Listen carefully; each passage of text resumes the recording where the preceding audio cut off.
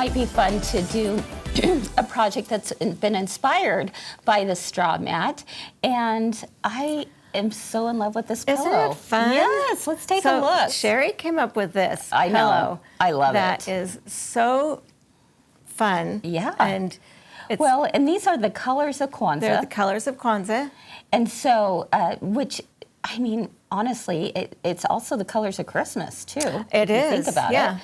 But you could do this kind of idea with anything. In fact, you did it for your own home. That's right. As an everyday pillow. Come up with something that would match my living room. So we have a great pattern, and it goes step by step through the whole thing. Yes. But we're going to show just quickly 16 by 16. And first you're going to make your strips. Okay. You're basically creating a tube, right? Making a tube. Okay. We're going to right sides together, so your 1/4 inch seam. It's important to, when you iron it, iron this seam flat. Good idea. So, and that way when you turn it, you're not fighting Oh, so true. Yes. all that bulk inside. Right, right. Now, I've struggled with this. So it comes, the tube turners come with a dowel inside. And every time I tried this, I felt like I was just poking a hole in here. So I got rid of the dowel. Okay. And I'm using 2 of the tube turners. Hey, that's a great idea. Yeah. So you stick it inside. And because this one fits right inside there, then that pushes it right through. Oops. Need to get a little more fabric in there. Pretty slick. Pretty slick. Okay, so we're just making a whole bunch of these. So I'm making a whole bunch of tubes.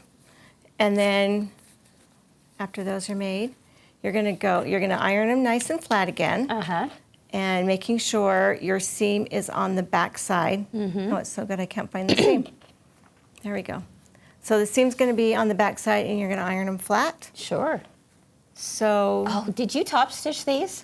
Yes. Okay, that really makes it look nice and finished. Classy and finished there? Yes. And just go 1/8 just right next to your edge. You can sit and chain stitch all those, and like it goes really fast. Yes, definitely. Okay, so then we've got a whole bunch of strips. And are we building it on some kind of foundation? We are. Okay, just like the mat. Yeah. So I chose just a brown, 16.5 by 16.5. I measured all my strips and cut those to be 16.5. So I didn't have any overhang. I knew that they were going to fit right on. Love that. And start in the middle with your center one, and to get that, just fold your fabric and finger press it. Sure. Go both directions. Sure. Start in the middle, and then just lay your fabrics out according to the pattern. Okay. The colors. And so then you did, I saw you had a bunch of clips on there. I have a bunch of clips. So we'll do those on our next piece. Okay. I clipped them, and then I just took 1/8 inch seam across the top. So you're trying to go within just to the hold seam them all allowance. down. Sure. Yes. Yeah. Yeah. Okay. And they're 1/2 inch apart. After I got them clipped on, I looked and just made sure everything looked good. You kind of eyeballed it. Yeah. You were living on the edge. Living on the edge. You know me. And then we're going to take our other pieces, and I believe we start with the red. This represents the red on the pattern. Okay. So I'm just going to set that in the middle. So you're just laying them on top. Yep, these are separated. I believe it's 1 inch and 1/8. Okay. But it has all this information. All the details in the on there. Pattern. Yep. Okay. So then, do you want to clip that end? Sure. Okay, so we're just kind of holding these in place. We're just going to hold the one end in place. Just the one end. Oh, yeah, I guess that would make sense. Because we have to weave it. We have to weave it, Yeah. right. So it's going to tell us in the pattern, like, okay, the first one you're going to do goes over and then under. under. Yeah. Okay. Yep. Oh and my I goodness, skipped one, this is so so I'm doing fun. the same as you. Nope, because that one's going to go opposite. Okay. Right. I'm just helping along here. Those of you with sergers, you could do the same idea, but just do And like serge rolled the edges. And rolled edge. That is a brilliant idea. And then guess what? You wouldn't have to turn them right side out. Oh. You wouldn't have tubes. Now I you're don't know, speaking. just a thought. So then you Yeah. do that to the whole pillow, and then you're going to sew these two edges. Okay, because we then need your to whole hold them thing in is- place. yep. Okay. And the back, we just put a quick zipper in. Now, I would put my right sides together, sew around the outside, and wonder why it's so bulky, because you've got all of these extra things. But this pattern has you put wrong sides together, Ah, yes. and we're going to make a little quilt. Oh my goodness, So yes. we're just going to use some binding around the outside edge. Oh, I love this. That is so pretty. Isn't that pretty?